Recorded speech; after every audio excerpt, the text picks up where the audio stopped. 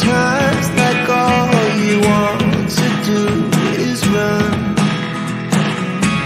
Hear me out, hear me out. If all the things you never show, there are the things I want you to know. Secrets start in your heart to slow. But if you don't wanna tell me now, I guess I'll never know. Losing almost all my energy. It's getting hard to talk to you, and I'm the only one who speaks. It's all the things you never show. There are the things I want to know. Secrets start in your heart to slow. But if you don't want to tell me now, I guess I'll never know. Okay, hey guys, welcome to tonight's live. You guys know, if you've been watching, that I work till 8 o'clock and it's 8:31 right now. There we go. So, anyways, thank you guys for joining. So let's see. Hi, Sharon Parker. Hi, Jerry. How are you? Elise is in the house. It's a Grinding James in the house. I still really like the intro to it. It always picks me up, like when I hear it. You know how certain songs are, but anyways, so yeah. So thank you. And then Ben's in the house, and yes, thank you, Ben. Please share. Give this video live a like and share if you could. And you better not start meowing down there, kitty cat.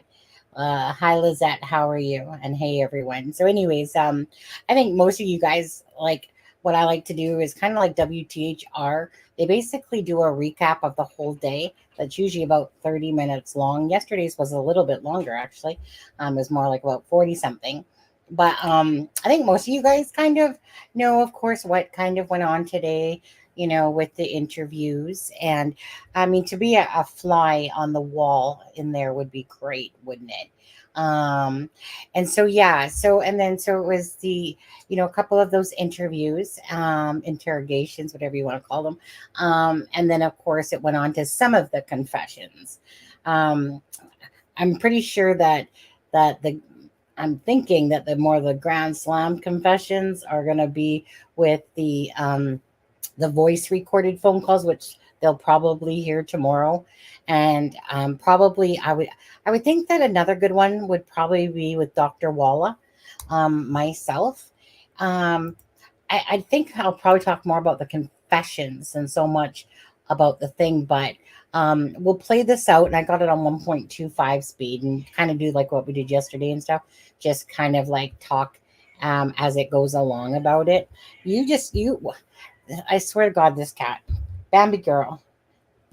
One second, I'm just going to yell to my husband to let her out. One sec.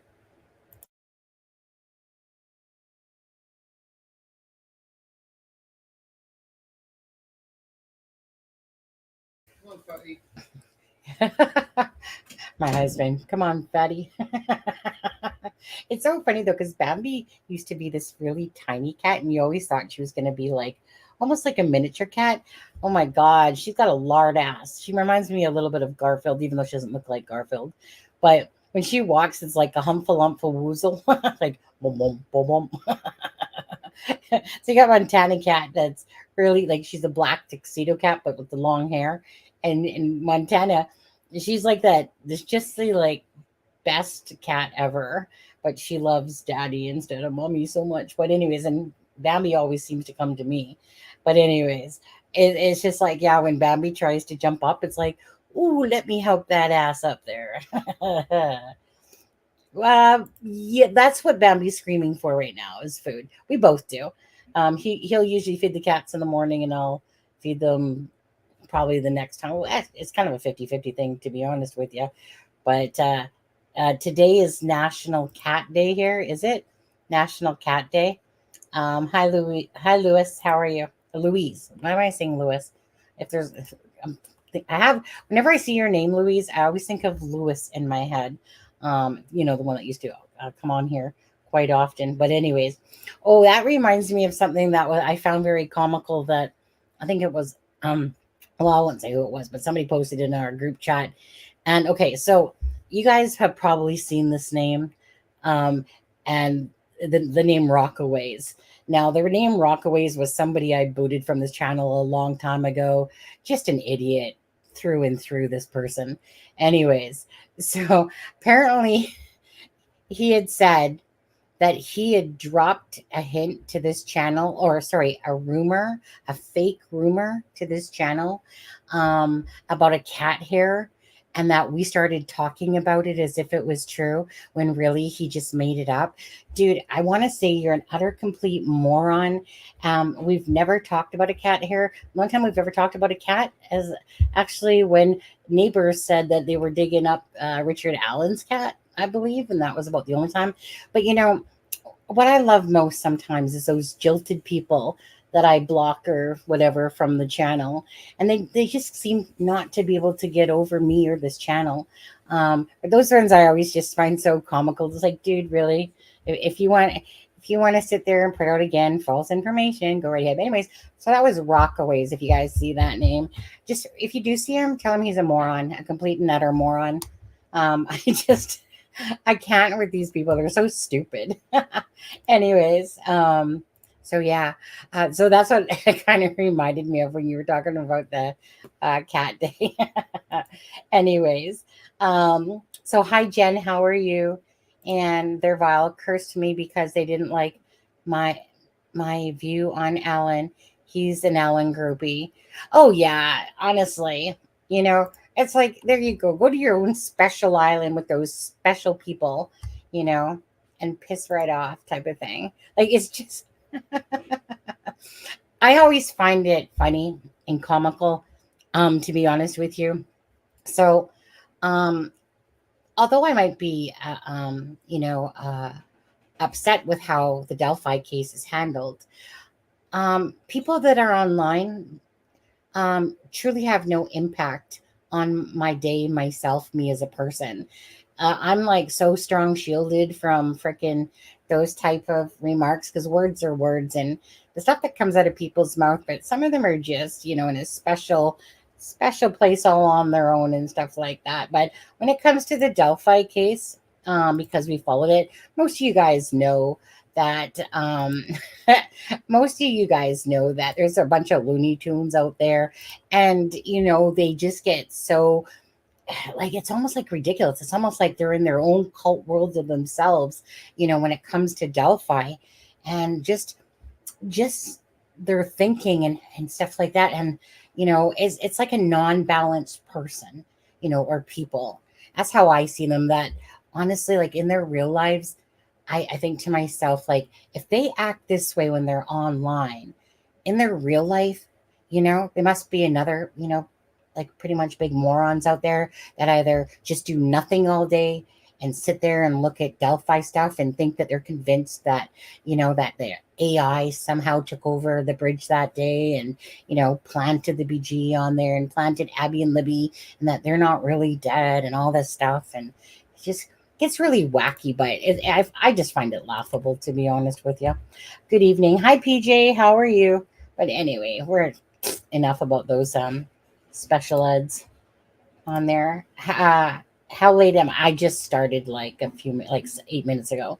And why, oh, why are we chilling again so late? Because I have to work 12 to 8 for this week and next week.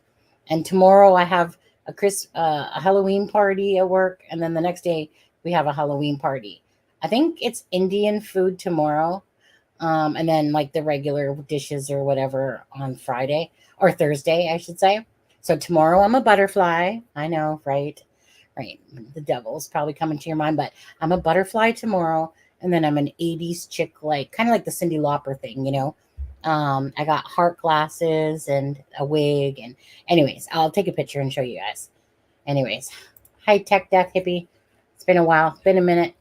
Anyways, I know. What others think of me is none of my business. Yeah, that's pretty much it, right?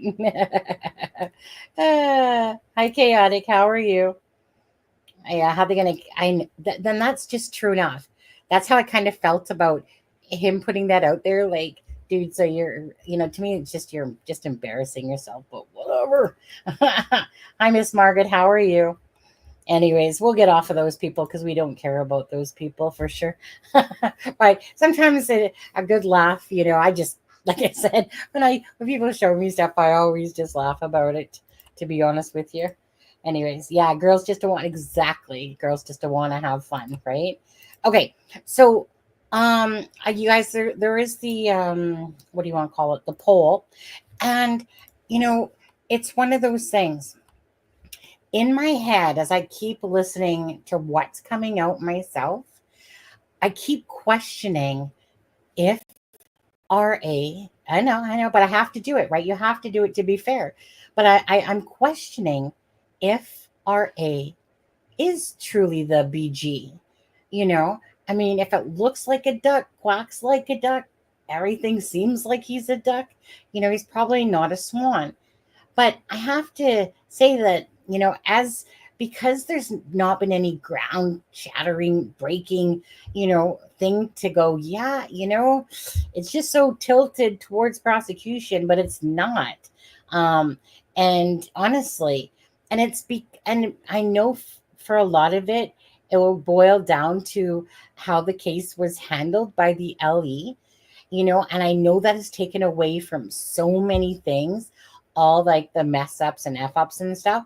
But when you hear about Richard Allen, in these interviews, and kind of like what I'm going to play for you in a minute, it's kind of like he was just calm and chill, like a dill pill, type of thing.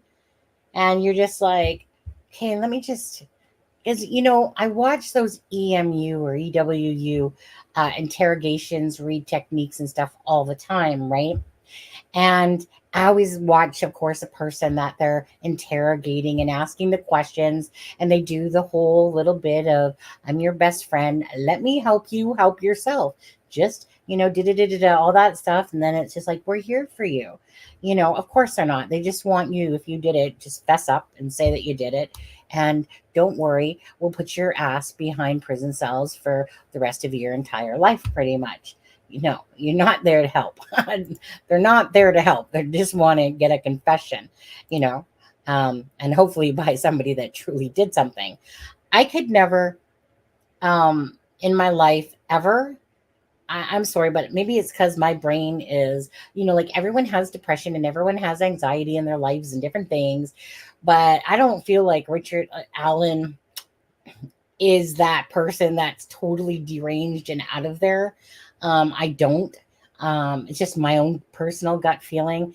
But there's no way in hell you're going to get me to confess all those times if I didn't do something, especially when you said, you're trying to get me to do this and to do that. And of course, they're going to portray like he's the poor little victim that, has all these mental issues going on. And he wouldn't have said these things if he wasn't in, the spacing in the prison that he was in and stuff like that. I just call bullshit on that. Okay. It's almost like when you're looking at someone, you can almost kind of pick out the crazy crazies, right? Because they're just very odd with their expressions and what they're saying. I don't see that with Richard Allen, and I can't see ever confessing to something that I didn't do, especially as many times as he has. You know, do. Oh, wow. Well then, you guys need a moment to yourselves. That's cute. Okay. Anyways, let's watch a little of it. Doesn't match his behavior. Other diagnosis, maybe, but not anxiety and depression. Yeah. Like I said, I mean, it makes like I wonder if he was clinically diagnosed or if it was self-diagnosed. Um, Curious about that. Either way, you know, he's doesn't seem to be presenting himself like he's too out of touch with reality. And I do believe a lot of it is just an act. You know, I might do some crazy shit sometime. You know how people they get into like imagine being put in his position though. And I mean, I might probably start acting a little bit crazy because I feel enclosed and my whole life is passing by me and da da da da da. So I could see doing some crazy shit in a sense. When I say that, it's kind of like throwing an adult temper tantrum. And just kind of pulling off some crazy shit. But anyways, let's start watching it. It's building their prosecution's building a case. Today cooked his goose. Is that how you felt? Yeah. Go ahead and say how you guys feel about it all. Absolutely. I feel better when I hear the detailed confessions. Yeah. Like, I want to hear the voice ones. I want to hear, like, I mean, we want to hear them all. But today was kind of like a drop in the bucket. But let's just kind of go through it together. And give me a second. And because that's all. Day 10 of the Delphi murders trial. And for the first time, I'll be right the back. jury hears Just the give me a voice second. I'm of still Richard here. Allen. He's charged with the murders of Abby Williams and Libby German.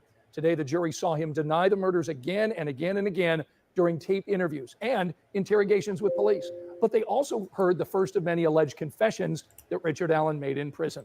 Thanks for inviting us in. This is your Delphi debrief here on WTHR Plus. Let's get you right to Delphi, where our senior investigative reporter Bob Siegel and reporter Emily Longnecker are there. So, Bob and Emily, what did you make of seeing these videos in court today?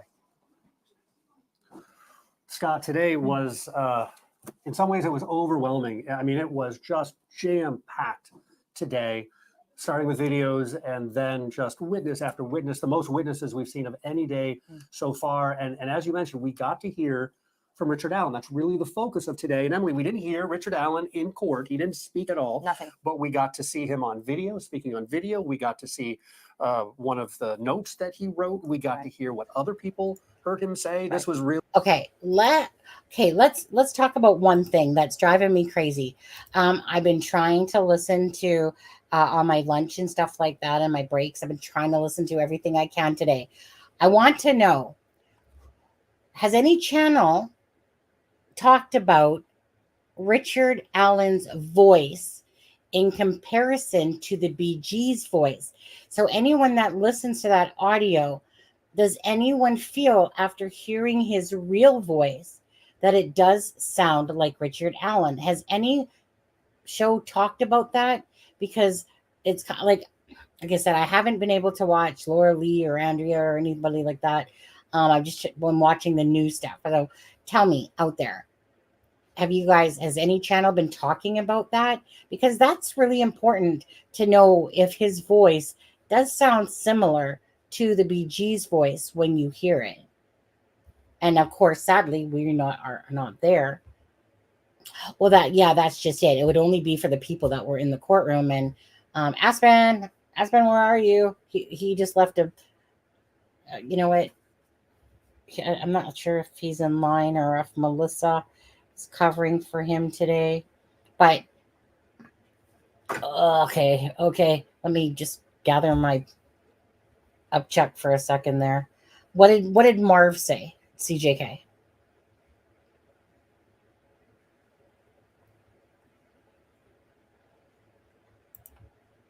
Did you ask him about that by chance? Yes, Tom Webster and the murder sheet both said that they thought it could be the same voice. Okay. Yeah, I know. I would love his voice to be, but it's probably going to break some sort of freaking amendment of some sort. But I would love for them to play his voice and then the BG's voice and just see, because, it's one of those things, like, we all know that his voice was analyzed with a lot of people, but this is before, he was arrested and stuff like that. But because there's virtually nothing of his voice, really, it's very minor on a couple of clips that were out there. But, I think one could, unless you're like a moron, I think that more people, like someone could listen to his voice and see if there's kind of that similarity to it. CJK. I got my baseball shirt on. Toronto Blue Jays. Do. Wasn't I would think so, Daisy. I would think so in time.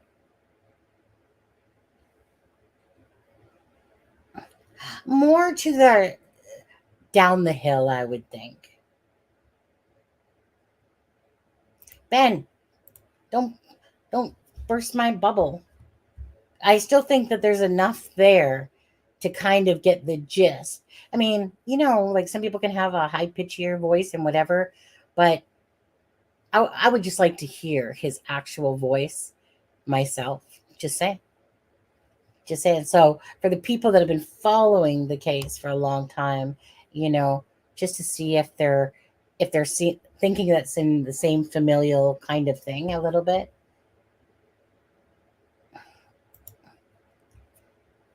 Yeah, I know, and it's one of those things, right? Because because some people can really take things and think that they sound alike and stuff like that. It is really hard when you aren't there yourself and get to hear it. You know, but on an like an overall, I'm curious for the people that were in the courtroom. You know, um, that can listen, whether they're newer and can still listen to the audio. What the overwhelming consensus would be if they did or if they didn't on there. Right. That's just it. Yeah, Aspen's at the trial. Um, yeah, he doesn't really say much, unfortunately. My message today, this is my message from Aspen today. What does it say? Something about just got home. My phone line's already full for tomorrow. I don't know what that means. I got my spot. It's effing chaos. They didn't get super into confessions. It's mainly going to be tomorrow, so no details yet. No details yet. No, I'm pretty sure I'm pretty sure that you could give me some details because I like to kind of hear Aspen's thoughts, right? About anything that stood out or something like that. But I'll get it out of him. I'll get it out of him. No, gaming and sleuthing, you kind of took it. I think he probably, did he get back? I just got back from talking to Aspen. I sat there and talked to him for, I don't know, 20 or 30 minutes. Yeah. I mean, this is probably like the worst work schedule for somebody ever, right? But thankfully, was he in line? Um, was he in line? Because the way it kind of is going at the moment, but again, everybody else is still doing lives regardless. Still have to say that though. Like if Tom can do it and all the other channels can do it, but Aspen, he doesn't really say much. But I'll see if he can make it for Friday. But at the end of the day, so unless someone's helping them with sleep, they're literally spending all their day in court. There's a few hours in between there to try to eat and whatever, maybe get a little Z's in there, and then they're back to standing in line. And there's nothing comfortable about sitting in a chair, or whatever, or trying to sleep on the ground. I heard it was pretty windy. The thing said too. Um, right, and tomorrow. So meaning at the end of the day, right? Again, it is what it is. I'll at this moment I'll take what I can get from Aspen, but a lot of other channels are covering it. So we'll see how Friday goes and see if he can join on Friday and see, you know, and just give us the gist. But at the end of the day, you guys, we're pretty much hearing it from a lot of the other channels, regardless. And everyone is waiting for these bombshell confessions. This is to me, the confessions will make or break this case in my eyes. Ben, you beat me. Is that in a good way? Everyone wants to hear yeah, I know. And that's exactly what I've been waiting for, because for me, this is one of the most telling things for the case, right? If someone literally is going to give information. Now, I think we kind of heard the motive today, but maybe we'll hear more. But anyways, and the motive was, one of the confessions obviously said that he was intending on R-ing them, right? SAing them, but he got scared and ended up taking their lives. So that to me was kind of like one of them, a motive. That was a motive. So I wonder if there's anything more that's going to come with that. Anyways, I'll keep an eye on chat, but let's just play out some more. Really focused on Sorry. helping the jury. hear specifically from Richard Allen. Absolutely. In that first video, October 13th, and in that second interview from October There's 26th. 61. in that Got a second long way to interview, we go, get to see Daisy. Kathy Allen come in and interact with her husband. And of course, she was in the courtroom today watching herself on video, watching them interact. And we'll talk about that in a bit and some of the exchanges between them. Let's set the scene for you right now. We are just across the street from the Carroll County Courthouse. It is directly behind us here. We can see it lit up. We're actually inside tonight because it's crazy windy here in Delphi at 5 o'clock and 6 o'clock. I tried to hold my notes outside. They were flying all over the place. So we decided we're going to move inside. So we have all of our notes in front of us and 30 pages of notes today. I filled up an entire notebook in just 2 days. Just with Whoa, whoa, whoa, all of whoa, the witnesses. whoa, whoa, whoa, whoa. I'm sorry, but am I reading that correctly? Maureen? Are you saying that Richard Allen confessed to cheating on his wife? Is that what you're saying? Tom W. said,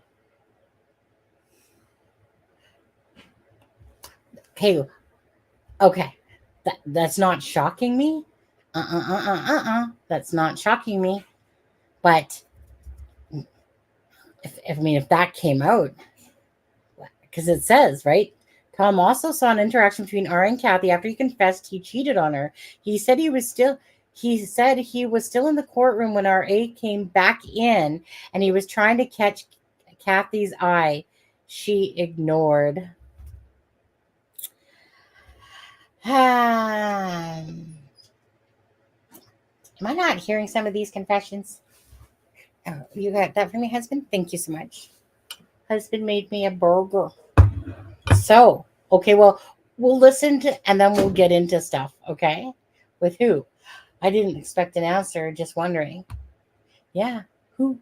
Yeah, who? But anyways, anyways, juicy tidbits coming out here, eh? You know, that's the thing about this, right? If there's anything in his closet, it's coming out. All right. Let's get you caught up on today's witnesses first. Here's today's testimony. We started with those 2 interrogation videos of Richard Allen back in October of 2022, just right before he was arrested by investigators. We heard from John Gallipo. He's the former warden at the Westville Correctional Facility. He testified before the jury today. And then we heard from just a whole bunch of correctional officers, 7 Westville correctional officers. We heard from Ethan Drang, Michael Clemens, Michael Roberts, James Early, John Miller, Brandon Fisher, and Raymond Smith, all of them correctional officers who got to hear statements made by Richard Allen while he was at the Westville Correctional Facility. And we also heard from one additional correctional officer, that's Jason Bedwell, and he is a correctional officer at Wabash, where Richard Allen was moved to between the time he was in Westville and between the time that he was moved here before he was moved to local jails, which is what his defense team was wanting all along. So let's start off by talking about those videos, which took up the entire morning of testimony. The day started off with 2 long videos showing Richard Allen being interrogated by state police. The jury got to see how Allen responded when he was questioned by investigators in October of 2022. This was 5 years after he voluntarily contacted police right after the murders to tell them that he was on the trails and on the Monon High Bridge on the day that the murders happened. I thought from looking at the videos that Allen was very respectful and calm in that first video. He offered information willingly. He appeared relaxed and animated while he was talking to both the Carroll County Sheriff and to one of the main investigators from the prosecutor's office, Steve Mullen. But once police told him that they wanted to search his phone and his car and his house, Allen, he remained polite, but he said at that point he needed to discuss that with his wife. And he told police, he said, "Your attitude toward me has definitely changed. This feels like you're interrogating me. You've known from the beginning I was out there. I told you that." And then Steve Mullen responded, "We're not mad at you. We're not upset with you. We're just trying to get the truth." And they asked Allen if he was the man referred to as Bridge Guy captured on Libby German's phone. They showed him the picture. And he responded, "It's not me. You're not going to convince me it's me. I had nothing to do with those murders." And he then said, "We're done. Arrest me or take me home." And there was an interesting part in that interview where he also said, "I don't want to be somebody's fall guy. Please don't think I'm questioning your integrity. From this conversation, it's like you think I did it." And it was really interesting, Emily, to see how things evolved over the course of that interview from him thinking that police just wanted him to come and meet with them and talk about what he saw that day, bringing him back in years later, because as we now know, investigators had just rediscovered the file that showed that he was out on the scene that day. They desperately wanted to find who was the man that we've heard some people say was out on the trails on the afternoon of the murder. So Richard Allen thought he was just going there to fill police in on what he knew that day. And then he started very clearly get the idea, wait a second here. They think I might have something to do with all this. And we know a couple hours later, here they are at his house with a search warrant. Yes. Searching through his home. Yes, absolutely. So they did take Richard Allen home after he said, either arrest me or take me home. They did take him home. Then they served those warrants. They were able to search his car. They were able to collect the cell phones. They were able to recover knives and the guns. And we know that what happened next was that they tested the gun that they found inside his home. They got back results from the state police lab, and the test results show that a cartridge found at the crime scene right by Libby German's foot was cycled through a gun that Richard Allen had that they confiscated from his home. And so then they called him back in 2 weeks 2 weeks later. And then the jury got to see that second interview. This time it wasn't with the local sheriff, it was with state police investigator Jerry Holman. And that was fascinating to watch. It was, Jerry Holman comes in, and again, we talked about this yesterday. He tries to build a little rapport with Richard Allen. They talk about their mutual military service. He asks about, has he ever been to a firing range? Has anyone ever borrowed any of his guns and knives? And then he kind of tells him, hey, we've got these test results. I've got this official certificate right here that says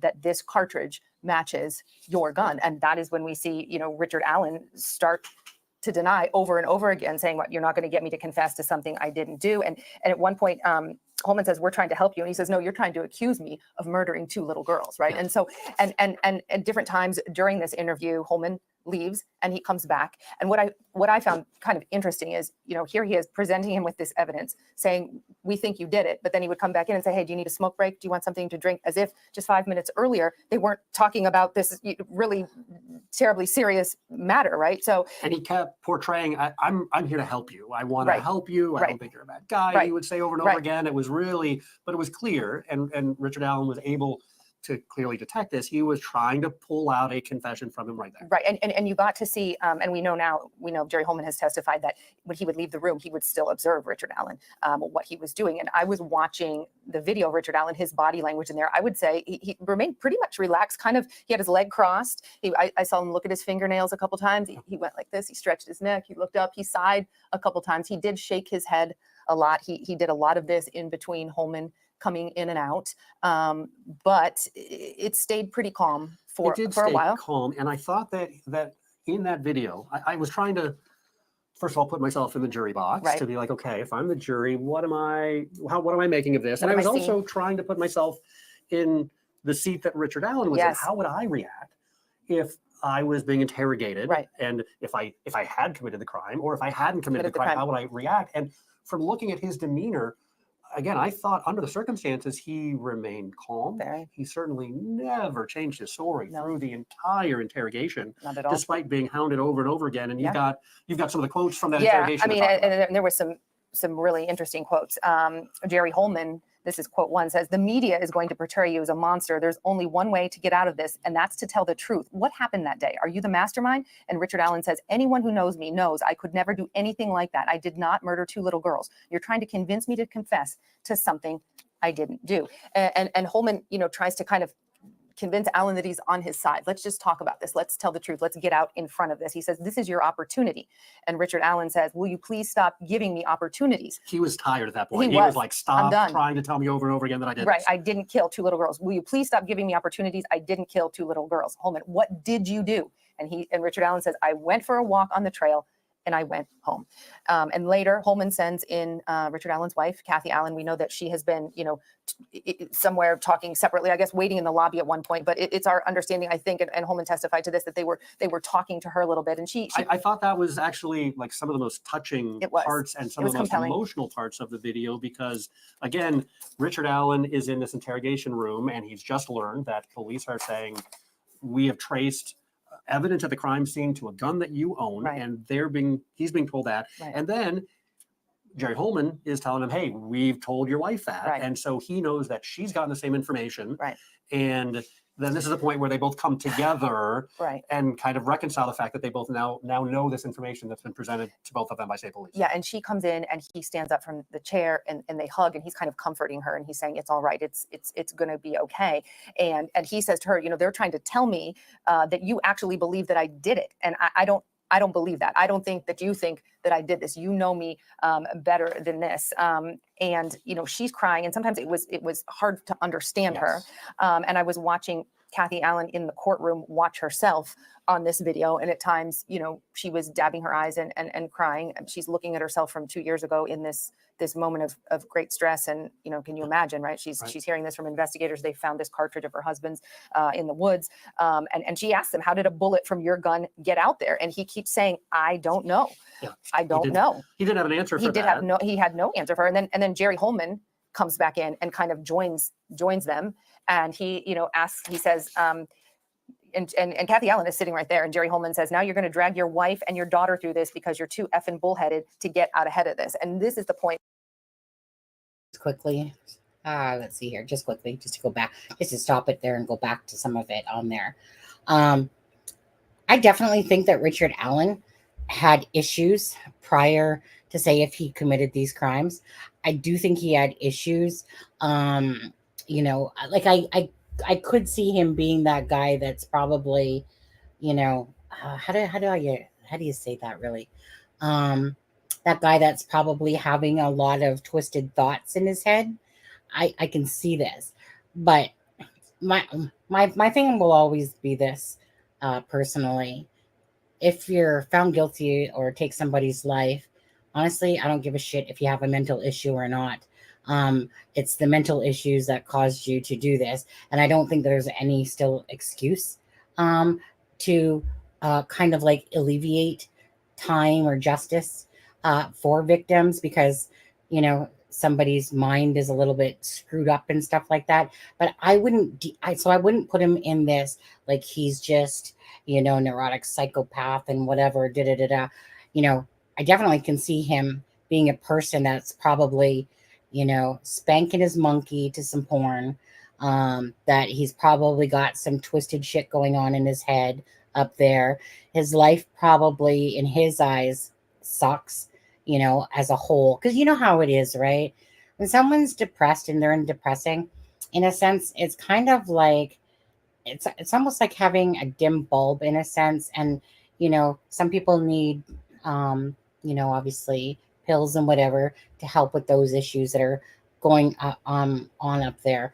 But I don't see Richard Allen that he's so unstable up here. You know, I can see him acting out. I could see him acting out because for multiple reasons, really. But I do feel what I was going to say, Ben, I do feel like he should have been put in the regular county jail. I know that they said that they're trying to protect him and all that stuff or whatever. But honestly, I think that if they would have kind of like, you know, confined him from other people, because obviously people would want to be taking his life regardless, because there's those whack jobs out there as well. But I do feel like, I do feel like he was unjustly kind of put in a prison space, which is a far cry from the jail. So I do always think about that. You know, when they were talking about it today, like I think they said 13 months or whatever. So I do feel like being in a prison can definitely, like, I think that being in the jail, we probably might not have seen such like weird shit that he's trying to do. So I do feel like in the prison, that's a whole different ball of wax to be compared to the county jail. Well, I know. I mean, I personally agree with you on your side, Jen. I just don't make excuses for people that can say that they have mental issues and stuff like that, you know, regardless. You know, like I said, if you're kind of like a whack job that comes out of the birth canal already and you commit crimes or whatever, it's not going to be like, well, you know what, God did this to me or something like that. You know, he's the one that made me commit all these sins and murders and stuff like that. I have a very skeptical thing, especially when it comes to people claiming all this mental illness that's going on. Like, it's like the next, like, here's my mental card. Here's my mental health issue card. This is why I'm doing these things. This is why this. I just don't buy that, okay? But it's a card that gets used all the time. And I remember in the reports there, when they were talking about if that, I think it was Ivy, if they were needing to like basically force pills like on him or something like that, or I'd have to, it's in that the documents here. I'll go back to that because I hate trying to use words that I'm not familiar with when it comes to him, that they deemed he was fine, that they didn't need to force him to take the pills or take pills or whatever. And they deemed that no, they didn't need to. But anyways, no, they haven't claimed insanity, but they're definitely trying to make up mental issues are what's creating these confessions. That's my thing, right? I mean, I get it that maybe some of them he's acting like just like a Looney Tune in a sense, because who wouldn't? Like, honestly, like I said, it's like an adult throwing a temper tantrum to me. But if you're put into a prison cell and you've literally had your life ripped away from you, you can't hug your wife, kiss your wife. You can't like, do all these different things that you had at your fingertips prior. And then day after day, it's like Groundhog Day, So to me, it's kind of like who wouldn't probably have some breakdown episodes? So like I said, and this is just my own personal opinion about it all. Yeah, someone saying something about ads or whatever. When did he cheat on his life? Yeah, like I'm that stuff I'm kind of curious about. Like, I mean, I'm curious about it all, but I've never seen one of the things talk about that cheating in the news, but I haven't listened to any of the lives at all, like that from people that are inside of the court to give us the total kind of breakdown. He mentioned, no, it was one of those quick statements. He mentioned cheating on his wife, and Tom mentioned her and his behavior in court break after Kay had heard. Right, right, right. So those are those like kind of moments right there. Mm, mm. Yeah. Um, I believe they ended up forcing meds once. Maybe. Like I said, we have, I think that, like I said, on the as part of those documents there where they're talking about that. And when he basically went Looney Tune for about a month until he seen like Dr. Waller or whatever, and then he went back to kind of like normal how he was prior to confessing. Um, my thing, so like I said, to me, this is gonna boil like as for those mental health issues and the things that he said, honestly, for me, most of that stuff in a sense goes out the window because I honestly, truly don't give a shit if he has some mental issues going on. If he does take meds, whatever. But at the end of the day, if you're guilty of killing two girls, then you're exactly where you belong. I don't give a shit what freaking went off in your head or didn't go off in your head. But I do believe that he definitely did have issues of instability in his life, in his own brain, to if he did commit this crime to Abby and Libby, right? Because again, a normal person doesn't usually just go, I'm going to load up my knives today, type of thing, right? But so it makes you wonder about this calm demeanor while he's getting interrogated, type of thing. So again, is it to do with, you can look at that a couple ways, really. Is it to do with the fact that, he is a sociopath or whatever you want to call it, psychopath inside or whatever, and he doesn't really have emotions like that in a sense, or doesn't give a shit, or is, he an innocent person proclaiming his innocence and didn't do it? Because usually you're not calm unless you either have like no feelings, like nothing, like this is dead, basically. I don't know. But it's just that for me, all I want to know out of these confessions myself, and you guys whatever you guys think. All I want to know what are these confessions is, and I believe we already kind of heard the motive there to the one of the confessions. So it will be really about things from the crime scene. I just want to know if he's like innocent or guilty. And I just like, and I, that's all I want to know in my head is if he is innocent or guilty. So if there's something from the crime scenes that he's talking about during any of these confessions that we of the public wouldn't have known at that time prior to any of these confessions, then that's what I'm waiting for, because at the end of the day, I honestly don't give a shit about Richard Allen in a sense that way. I just care about that if somebody is guilty of harming these girls and there's enough evidence to prove it, then enjoy your life behind bars, dude. If it's him. And it could be one of those things where, again, kind of like in the poll there, is there, maybe it works out to be that it would be a hung jury because they can't decide. That's why the confession about the crime scene, that will be telling to me on how I think that the jury would kind of like vote for whatever, guilty or not guilty, or a couple people not being convinced, because they're like, I could not convict him on what I've heard so far personally. But yeah, what did Daisy say? Catch Tom's. Oh, okay, yeah. I only caught a few minutes of it. SA makes sense, but I still don't know. Yeah, like I said, we'll just see it all roll out.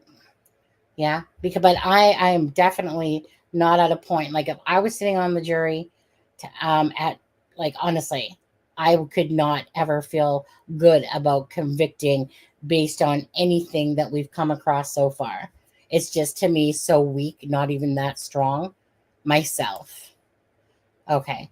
Now, I'm just going to kind of fast forward this a bit because I kind of want to get more to the confessions part of it. Go ahead and it's because, like, okay, so the interviews, interrogations, it was just basically one of those things where, like, I mean, typical interrogation videos, Holman is a guy obviously lost his shit, and they're kind of like swearing back and forth at each other type of thing. And, then I guess RA gets up and like leaves, and, next thing you know, they go put a warrant on him, whatever. Anyways, so that part is kind of like, I've heard it so many times today myself. I'm past that point. It's more about the confessions now that I'm really more interested in. So I'll just play it from, let's see, from this everything and writing it down in real time as Right. he's saying this. Right. All right, let's jump into that. We'll fill you in on the testimony from this afternoon. Yeah, The it's first right here. witness that we heard from this afternoon, former warden at the Westville Correctional Facility, John Gallipo, told the jury Richard Allen spoke to him several times while Allen was in a suicide watch cell there at the maximum security prison, one of the most secure facilities anywhere in the state of Indiana. He said one of the times that Allen spoke to him, Allen verbally confessed to the murders. He told Gallipo that he disposed of a box cutter in a dumpster that At CVS. At CVS, Yeah, I don't think he got which interrupted. is actually, we can kind of see it just Yeah. down the street here from where we're sitting, Where he worked. where he worked at the time. And another time, he said that Allen wrote him a note, and that note said, "I am ready to officially confess to killing Abby and Libby." And the note also said that he was looking forward to the opportunity to apologize to the victims' families. That note was shown to the jury in court. Then jurors heard from prison guards assigned to suicide watch outside Allen's cell. They told the jury they heard Allen make several more confessions. Corrections officer Michael Clements, he told the jury what he overheard Allen saying. He logged in his notes. The offender says, "God, I'm so glad no one gave up on me after I killed Abby and Libby." And he also said, "I, Richard Matthew Allen, killed Abby and Libby by myself. No one helped me." Another corrections officer, Michael Roberts, told the jury he heard Allen say, "I want to confess. I know a lot more." And he said, "Why are you doing this? Do you know God? Do you know why I'm here? I killed Abby and Libby." Mhm. Those were the initial testimony that we heard today about the confessions.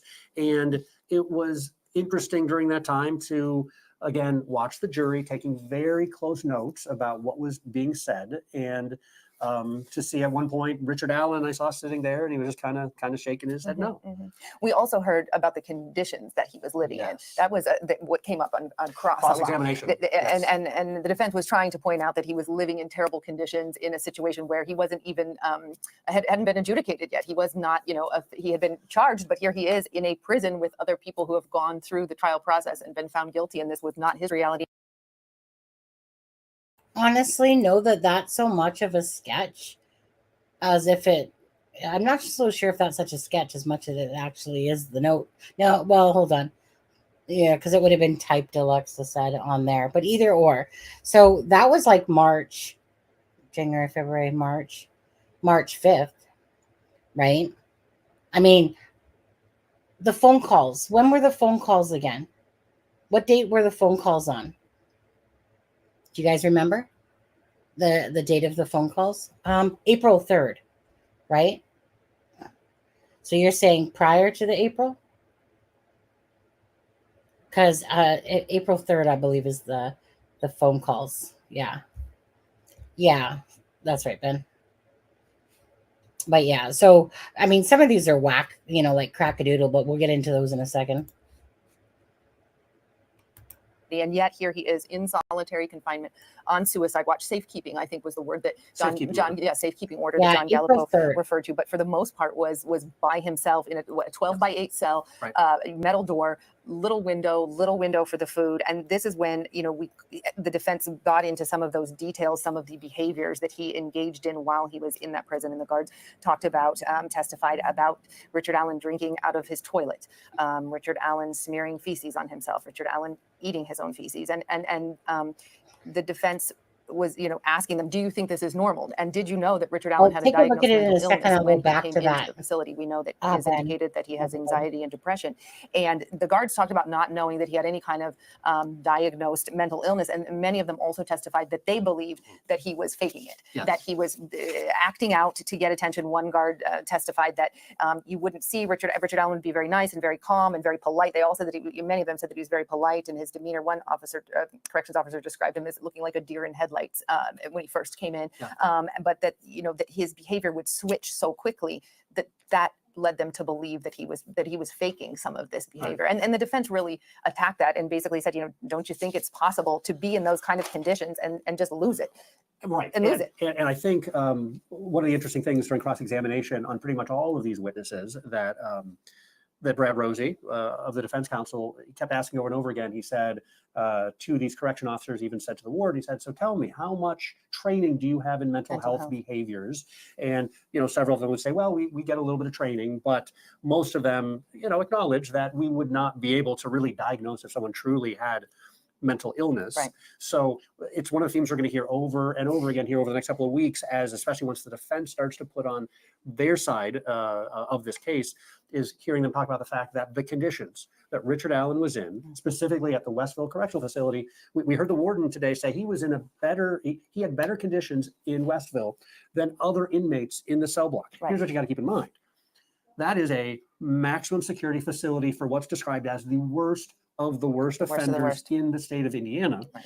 And what the defense is trying to point out is, yeah, he might have gotten a few extra visits with his family that maybe some other inmates didn't get. However, most inmates in pretrial detention are not sent off to the state's toughest maximum security facility. They're usually put in a local jail where they get much better, much different conditions than what Richard Allen had to endure during 13 months that he was essentially in solitary confinement. During this time, he's not in with the general population. He's in this whole separate wing with, as you say, the worst of the worst. And because he's on suicide watch, there's, I think, one cell for someone who could be, and each block has one cell, and it has a camera. So he is being monitored 24/7. That they pointed out that he had no privacy, not when he went to the bathroom, not when he talked. The only, I guess, bit of privacy he had was when he would be taken out to talk to his psychologist, Dr. Walla. To meet in a very confined cage, right? Yes. They called it a cage. After you left, we heard from a few more prison guards who talked about some of his behavior, some of the things that he said to them. Officer Brandon Miller testified that Richard Allen told him he killed 2 girls from Delphi with a box cutter, that he stole it from CVS and left it in a CVS trash can. And Officer Miller also testified that Richard Allen told him he wanted to rape the girls, but he got scared, panicked, and instead killed them. So we heard that from Officer Brandon Miller. We also heard some really graphic details from Officer Brandon Smith. In the middle of the night, Officer Smith testified that Richard Allen just kind of started talking to himself and said, "Kathy, I did it. I'm guilty. Run, Kathy, run. I did it. I killed those 2 little girls, so I have to kill myself now." And this same officer testified just an hour later, Richard Allen stands up and he starts singing "God Bless America." And then he testified that he walks over to the door and he's actually masturbating and singing "Mama, don't let your babies grow up to be cowboys." And he's licking the window of the door. I do have to stop that one right there, because even when I heard that, I was just like, really? Gets up and goes and starts masturbating, you know? Huh. Don't let your what is that? What, don't let your whatever grow up to be cowboys or whatever. My head was shaking on that one. I was like, I don't even want to picture that, to be honest with you. Lisa, gotcha. I'm have to go back. I mean, I agree with the statement of, like, would you, for to lose it in a sense, like I said, I think any normal person, that is normal in a sense. When I say normal, you can say that however you want, but my gut in this whole thing is that, yes, Richard Allen has issues in his brain cells going on prior to any of this. I can totally see that. But I personally believe that some of this is definitely acted out, but I can see why someone could lose their shit in a day, and then just say weird shit out of their mouth as they're going through these, episodes, whatever you want to call them. But I personally do not feel like Richard Allen is incapable of understanding reality versus having an episode. Richard Allen comes across to me like, like everyone can have issues and some people have twisted issues, but he doesn't come off to me like one of those loony birds. That's one of those, how, like those loony birds that we always see in serial Ks and stuff like that. He just comes off as someone that I'm sure when you're locked up for that period of time, it's going to weigh on your brain, weigh on your mind. But with that, does that take away from confessions? I think some of them are a little bit weird for sure. Ones that he probably just blah, blah, blah, blah, blah, just started saying whatever shit he wanted to on some of it. But it was still boiled down to the phone calls to his mom. They need to let you. So look, I'll come back to this. It's almost over, I think, actually. Yeah, it actually almost over. I'll play this out, actually. Door, then he's singing "God Bless America" again and running in place. And when America. Officer Smith is talking about this, I mean, there were several moments that were really uncomfortable. This obviously was one of them for a lot of folks. And obviously when they, Brad Rosie was on cross questioning some of these guards about him drinking toilet water and eating his own feces, you could see people kind of shifting. And the jury actually had, questions about that. Well, if somebody is doing that to themselves and smearing themselves with that, how long does it take you before you call a mental health professional to assist and step in? So the things that you're describing, the things that the jury heard about today, those are things that we would have to think that jurors would be weighing. Is this Absolutely, a person who is in his right mind at the time that these confessions would be made, or is this someone who is so mentally incapacitated that their behavior is irrational and you might not be able to trust or believe what that person is saying? So again, that is the direction the defense is moving to. We're going to hear a lot more about that on cross-examine when the defense puts on their case coming up here in the coming weeks. And you could tell the jury had a lot of questions. I mean, even after you left, for Officer Clemens, they had several questions for him about, how does this work? What is the kind of training that you get in kind of mental health? How can you tell? One officer testified that he could tell from somebody's eyes that if somebody was lying or not. And Brad Rosie really went after him on that, saying, so you can look in somebody's eyes and tell. And he kind of, backed off on that. So, yeah. I mean, intense stuff. I am so glad that we are tag teaming because there's a lot, right? There's a lot, and it allows.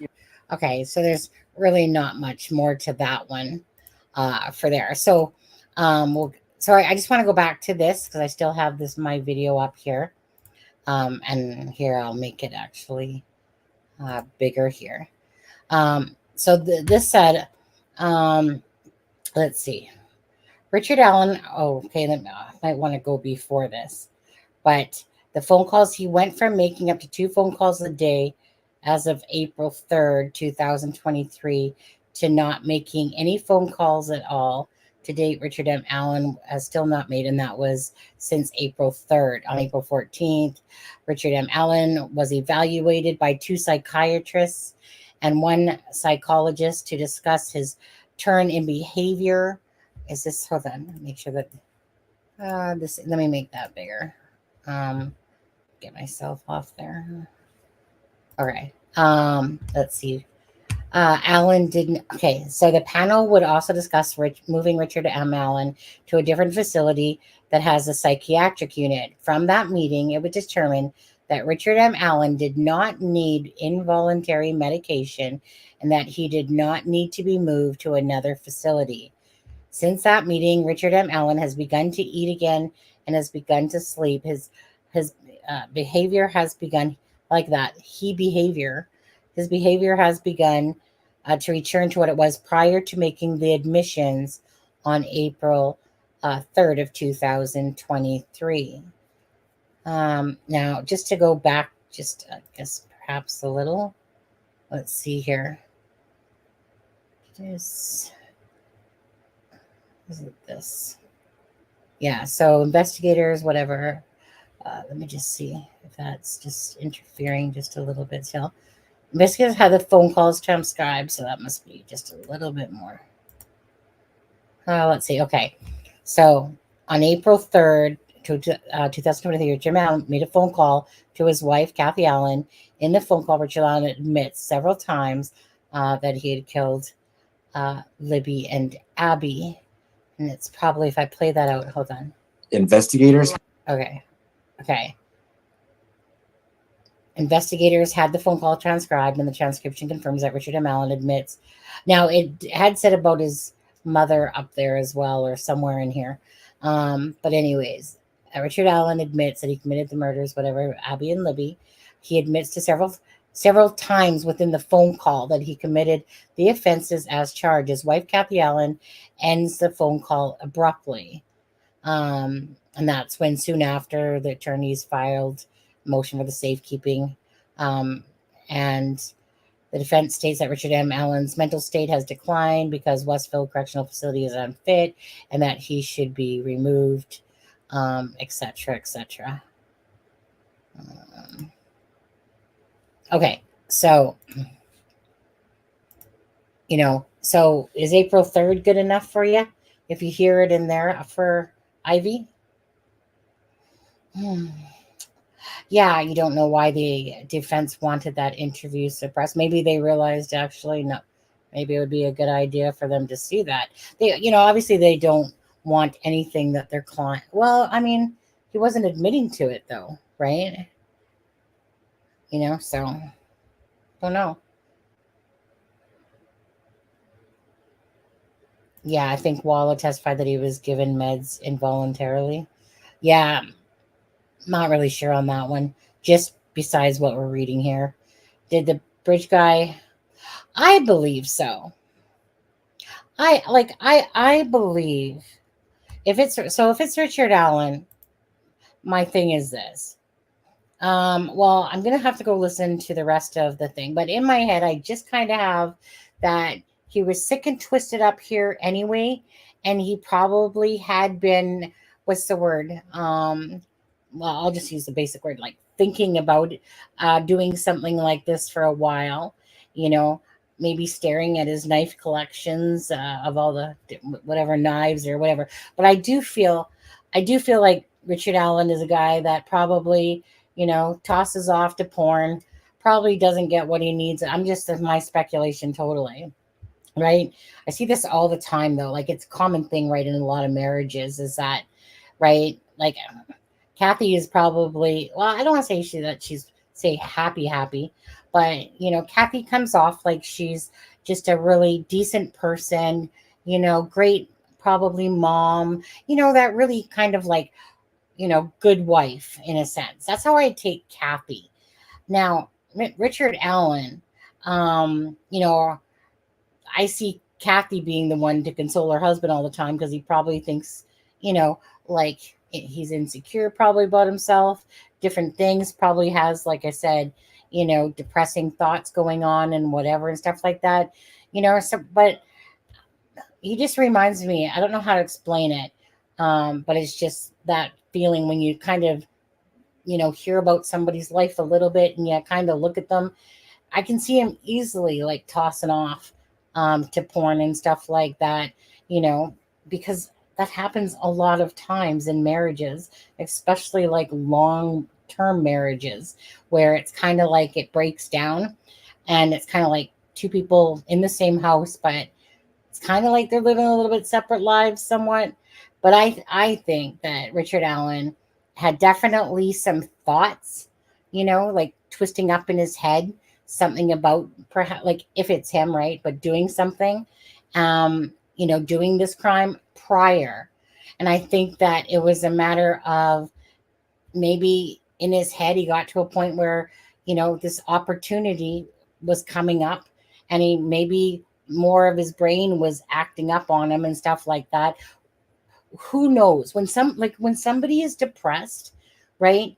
Unless you're living in their brain, a person can go down to the deepest ends of thinking in their brains.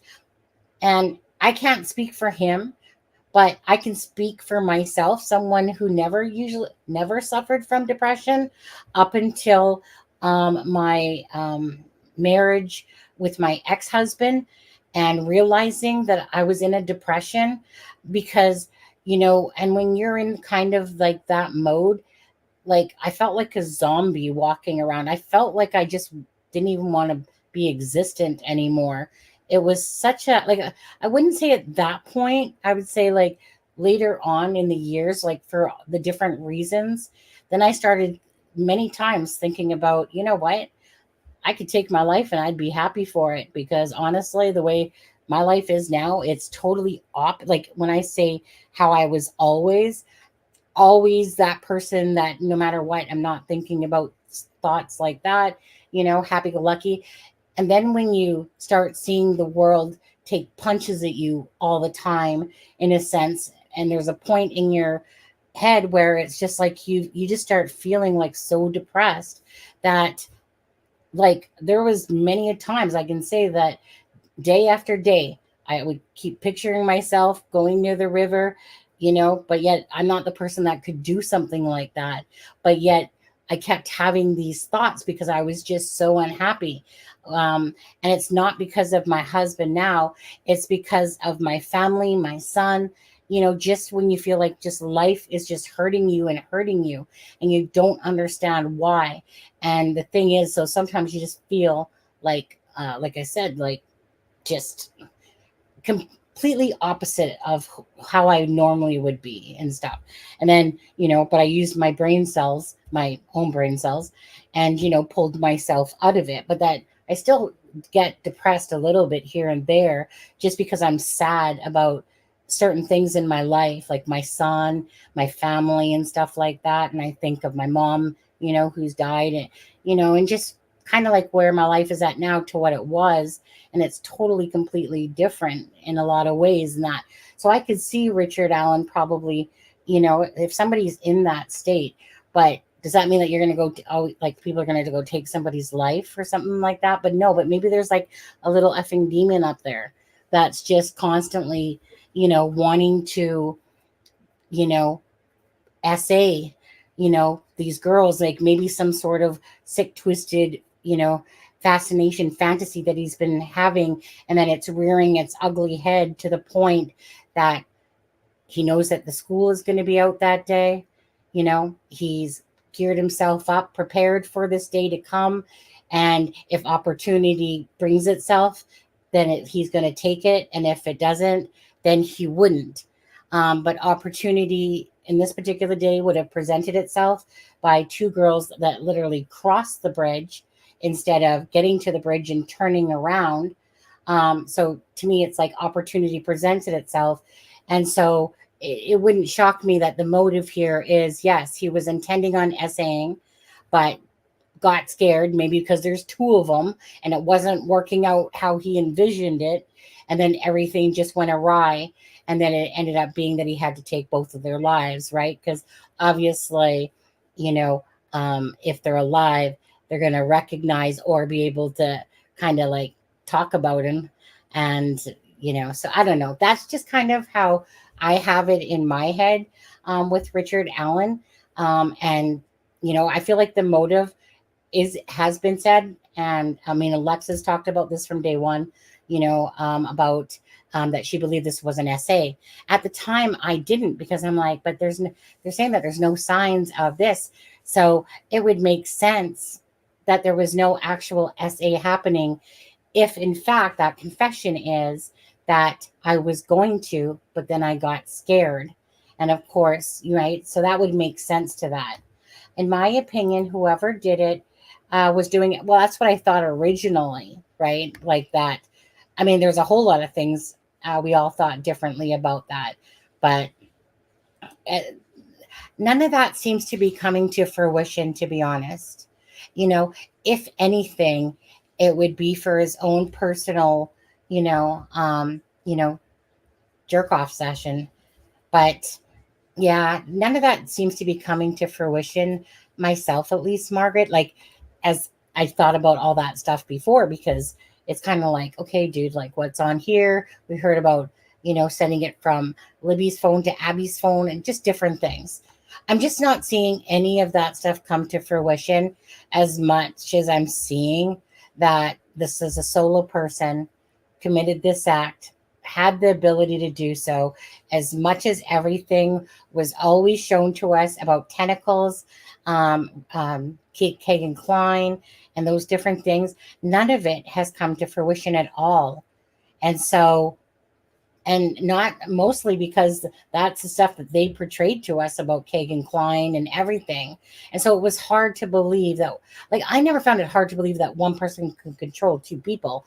I just always thought, why would he pick two people instead of just one? But again, when I think back on that, it's about opportunity presenting itself. And opportunity was that two girls crossed that day. And that was an opportunity to corner them and live out some sort of weird, sick, twisted fantasy. Hence why I believe that the girls were undressed, to go along with that confession of that he was going to, but then whatever happened. And also, there's obviously that weirdness with Abby being in Libby's clothes, so it was probably maybe more geared towards Libby in a sense than Abby. But Abby was still the what do you want to, the person that was there, but of course he has to take care of her. So it seems like that Abby was the first one that probably her life was taken. It seems like, and I'm just saying speculation, it seems like that Abby was probably conked on the head or something, right? Knocked unconscious, perhaps with the butt end of a gun or something, who knows? And that her life was taken first. And that, the true assault was probably going to be on Libby. That's just kind of how it seems to be kind of coming across so far. She certainly did. She certainly did. Did you see what Deb posted, Sunny? When? When did Deb post something? Like in here? Something kept talking about fetish stuff. Someone kept talking about fetish stuff. On her YouTube page, no. No, I haven't seen anything yet. Is there a gist of it, Jen?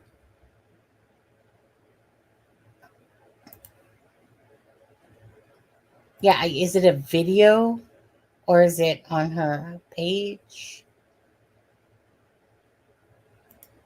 On her YouTube page. I mean, I can go take a look.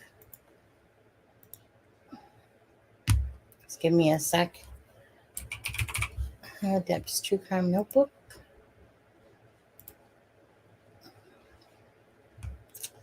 Community.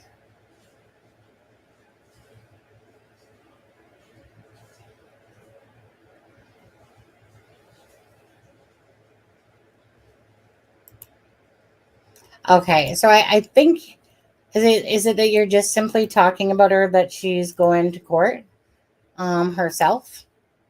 I mean, I was wondering about that, to be honest, because Deb's like right there.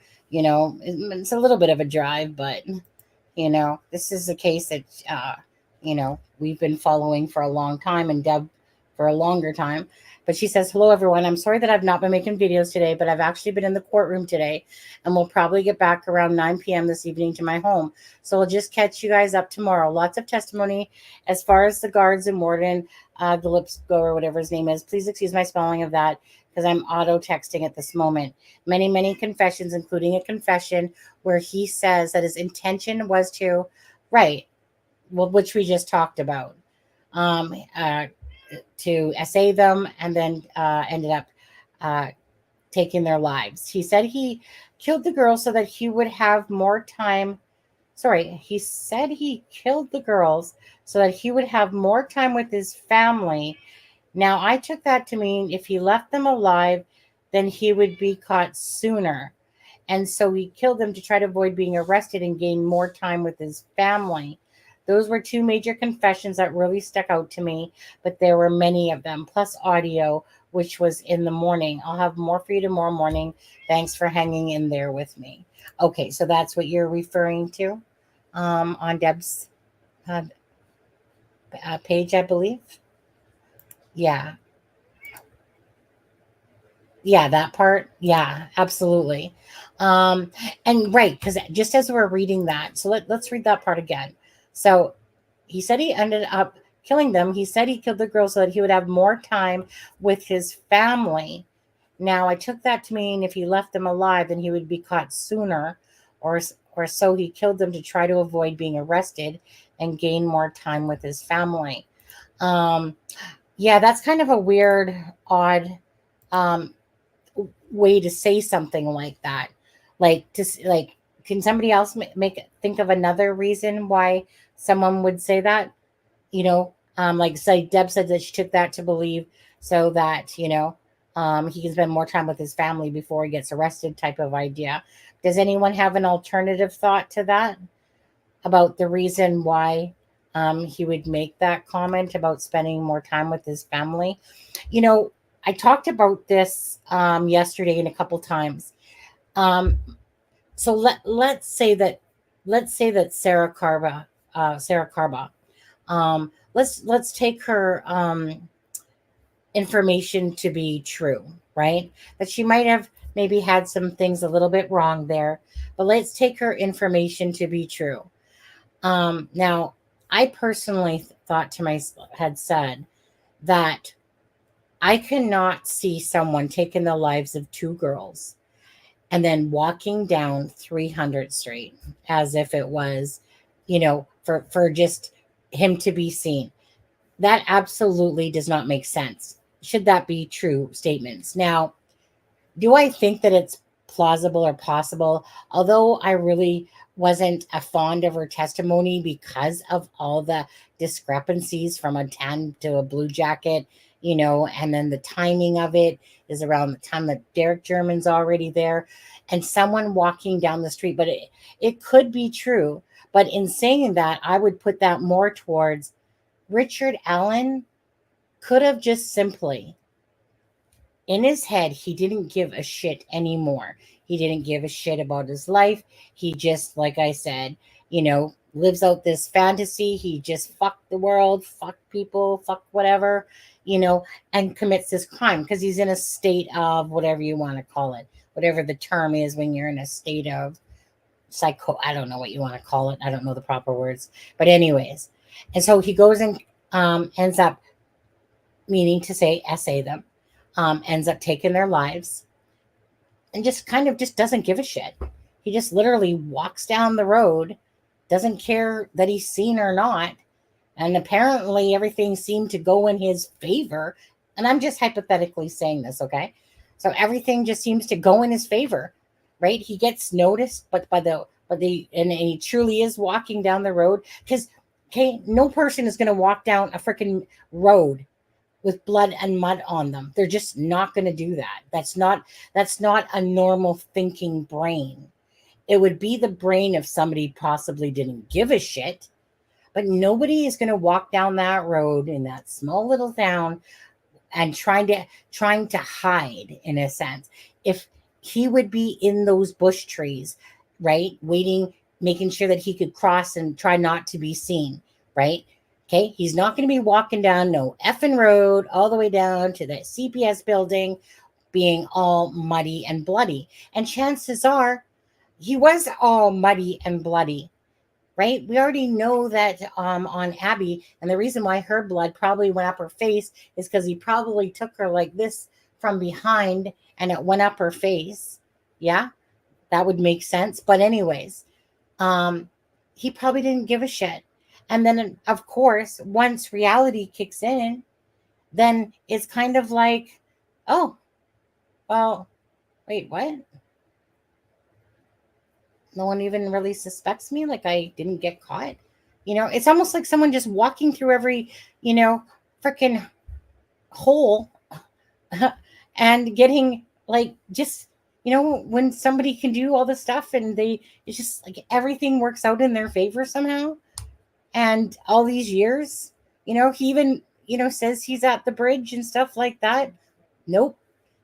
Still doesn't get arrested or anything like that. Like, anyways, it's just that it won't shock me if that's how it plays out. Maybe Libby was going to turn him in. No, I already heard from Becky that that's not true. I already had that discussion with Becky last year at some point, and she said, no, that's not true.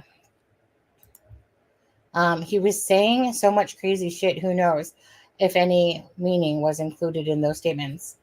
So the confessions that we probably think we're wanting to hear is these confessions to his mother and his wife. Will probably have the juiciest tidbits in them, but we'll see. And then the other one that would be to me important would be the Dr. Walla and anything that he had said to her, because when somebody's in that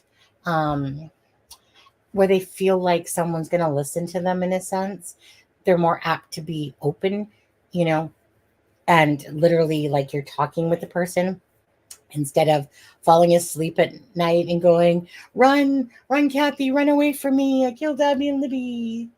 But yeah, okay. Maybe Libby was fighting back and kicking his tiny ass, and maybe him angry. Well, if anyone was going to give him some sort of tussle, it would have been Libby, but if just going by a theory speculation, to me, Libby was more the target here, and it wasn't Abby. And he kind of like had to take Abby out, and he probably, maybe perhaps felt bad about that. Maybe not. It seems like he might have, but it seems like I said, that it was more geared towards maybe an essay attack on Libby. And again, if somebody's only thinking about it, you guys know how it is when you put something in your head and you're all excited, and then it doesn't turn out to be as exciting as you visualized it in your head. So that kind of what reminds me here is that he might have had a visual of how it would go, what he would do, in a sense, and then it all kind of flipped its shit on him, and it went, a different way than what he had planned. Like I said, panicked, maybe it was just, like I said, he is a little munchkin guy, right? Neither. Well, they didn't have defense. No. Well, yeah, I don't actually buy that one particularly, Ben, about the defensive wounds. Um, myself, because it's one of those things. Is that right? Like, if you're picturing somebody perhaps doing this, but it's one of those things. Maybe Libby gave a little bit of a tussle, but nothing enough to show defensive wounds. And it's just more like, take her out and then maybe apply some more cuts on her there. I mean, obviously, when somebody is getting their throat slit and then their hands go up instantly like this, right? Maybe she was too scared to. But I don't believe that. I feel like Libby somewhat tried to, that she that she somewhat tried, but even the girl that she is, a male strength, even if it's Richard Allen and he's more of a leprechaun there, you know, um, but I don't feel like she completely didn't have a little bit of fight in there, or tried to, like push him back. I don't know. I just feel like that Libby had a little bit more fight in her, somewhat, even though they're saying no defensive wounds like this. If a fight happened, I think it was before the night. Yeah, like I can see like Libby trying to back off and like get away from me and type of thing. But you know, yeah, he could have just grabbed her by the thing and right. It's honestly, it's just really grotesque to even think about what happened to these girls. It's kind of like, so when I use the words like and whatever and slit, like how the people there's talking about slit. I mean, there's really no other words to describe it, but it's kind of like, this is kind of like when your brain has to detach from talking about it, because thinking about it and what happened to those two girls that day, to happen to any child, is just horrific. To even have to stare at photos, especially when you're the family and stuff like that, you know. So yes, it's a story, and yes, the family wants the truth and everything to come out in regards to the case, but it's kind of like you have to detach your brain, because reporting on it and thinking about it is just very hard. And no one, and one saw what happened to the other. I know, right? And that's right, exactly. So my mind will go to all of that, right? Like it starts from the bridge, actually, from the bridge, about guys down the hill. Every moment after that, you're thinking about what those poor girls were going through and what happened in those final moments, in a sense. And it's just hard. It's just hard, because for this to happen to not just Abby and Libby, but any victims out there that, like I said, that have to go through somebody else taking their life, and just the heartbreak of these parents and families that have to look at pictures. It's beyond, like that would like it's beyond thinking what the brain can absorb, to see something like that. Like if I was to see my son in that picture, like you guys would put yourself in those shoes, if it was your child in those pictures that you were staring at, that would be beyond belief traumatic, to have to see that. So it just, how would you get unconscious though? Wouldn't, well, that's just it though. We haven't, I think, what did they say? We haven't heard the autopsy report yet, right? That's what I just heard them say. So I was like, oh, I thought we did, but maybe not. Mm. But in saying that, he said, because I remember they were talking about the different things that could have happened with Abby, and then it was like, well, we haven't seen the autopsy results come out yet. So at the end of the day, right, it could be a sleeper hold. Good thought there, Jen. Medical examiner already tested. Well, right. So that's why I was kind of confused, Ivy, because I remember when they were talking about this the other day, and they're like, well, the autopsy results haven't come out yet or been shown or whatever. Well, that's what I thought too. So that's why I was confused. I was like, but I thought we already did. So I was just kind of confused on that myself. But either or, going back to it, um, right? Because you would think that if there was a wound on the head. So I think that your answer right there is probably really good, Gen C. Possibly a sleeper hold. Meanwhile, I guess you'd be pointing the gun at the other person or something. But um, but the thing is that it makes sense that Abby wasn't conscious, because anyone that has this would be doing this, right? There is some weird stuff with Abby, like the blood on the tongue of the shoe, but yet it's nowhere on the pants, and it's only on the jacket because it's, like on her, but it's not like it's kind of like, well, okay, so she's killed where she's laying. How would it get down to her shoes? My thing is, if it got down to her shoes, perhaps it would be from because of Richard Allen, that maybe from the killing, that the DNA of both of them had transferred onto the shoe. Maybe a droplet of blood fell there when he, during his maneuvering or whatever. um they legit need to friggin' hire me for this trial. The state needs to hammer the timeline, but again, we're looking for these confessions, these audio or video confessions.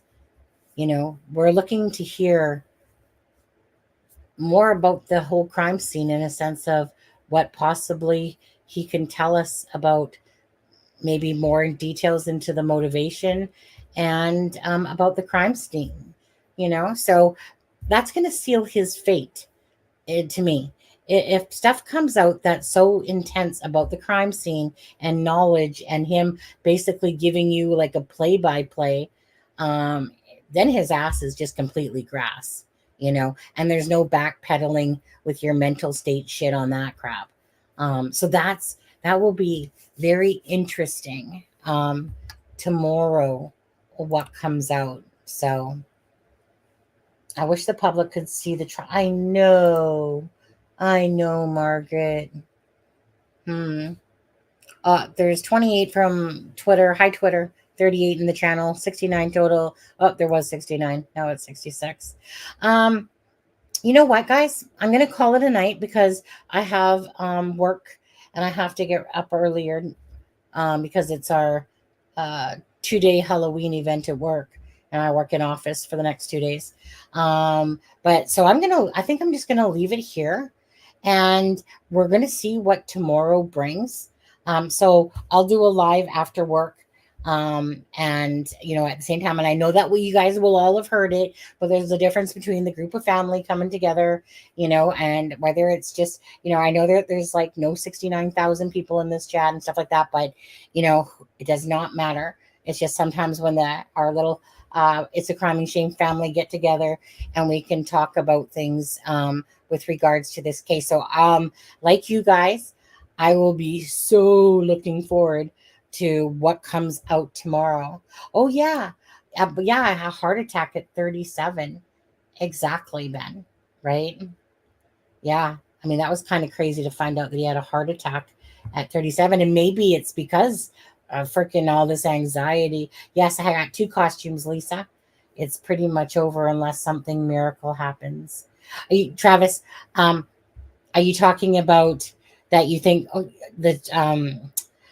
that he's going to be found not guilty unless something big comes out? The poll. Oh, yeah. Give me a second. I'll be right back. Talk amongst yourselves.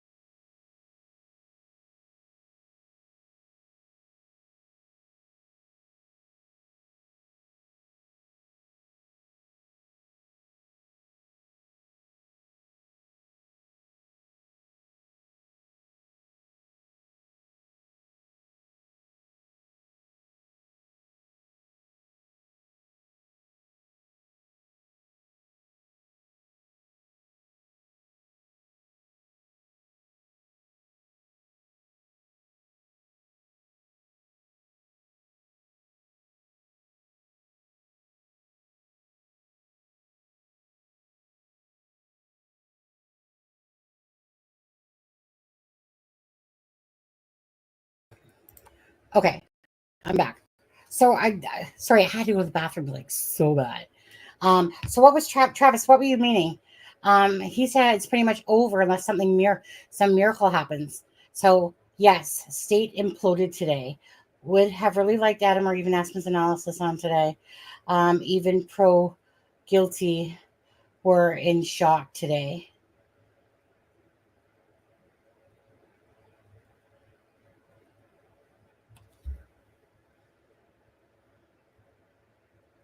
Yeah, I would have as well, but it didn't happen. Um,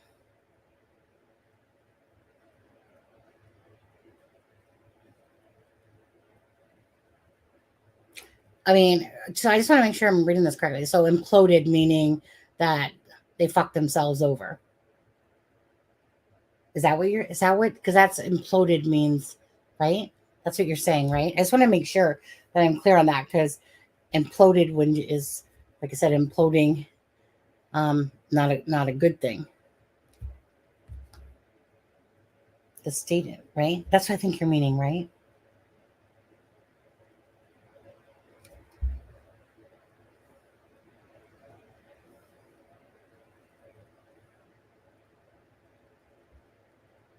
Just waiting for clarification.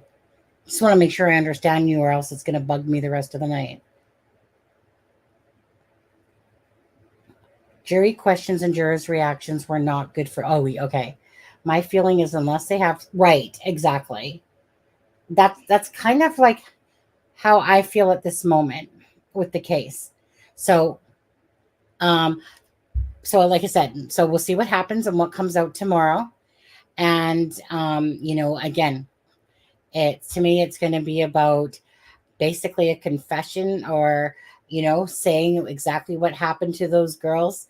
That is where it leaves everyone's jaws dropping and stuff like that, because he's totally talked about what happened, what he did, blah blah blah. Um other than that, I'm not at a place at all uh thinking that this is going to get a guilty verdict at all. Right, exactly, a bombshell confession. Yeah. Yeah, yeah. So I think tomorrow, um, if like I said, if they hear the audio, video recordings or see them or whatever, I think tomorrow's going to be that if those are what's played and stuff like that, and that's what they're going to deem as like the end all to be all kind of for his confessions. It will depend what comes out of that. And if it's something where you're just like going, huh, so that was a big ball of crap. Oh, my poll, thank you. Well, what video? Wouldn't it just be audio? I mean, I guess that they probably video them too, but wouldn't it be audio? Why wasn't there video of his confessions? Well, wouldn't it be in the audio of him speaking to his wife and mother? The poll was, where are you at so far with Richard Allen? Still guilty, 40%. Guilty, but don't know if hung jury, 21. Innocent, defo, not the BG, 24. I'm not sure anymore who BG is, 15. I think that's kind of telling. Yeah, the video. Anyways, you guys, okay, I'm gonna call this a night. It's 10 o'clock. Like I said, tomorrow, I'm pretty sure that everyone and their kids or whatever are going to be wanting to tune into this if they are following the Delphi case, and see what all comes out tomorrow. Because this will be to me, this was going to be like the day if those are played. So anyways, we'll see what happens. Like I said, tomorrow I'll be in office, so on my breaks or whatever, I'll try to take a boo at what's going on, and yeah, and we'll just go from there. Anyways, you guys have an amazing night. Thank you guys so much, mods. Thank you everyone from joining from Twitter to YouTube channel. Again, if you're in the YouTube channel, please give this video a like and a share. Other than that, justice for Abby and Libby, and we'll just see how this trial just keeps playing out. And definitely tomorrow will be, I think, very, very important what comes out tomorrow for sure. Anyways, God bless you guys. Have a good one, and see you tomorrow night. Whoops, wrong video, wrong outro. Okay. A Norfolk night, the world is cold. We stand surrounded, we are not alone. Within my reverie, there's holy light. Without a number, we stand and fight.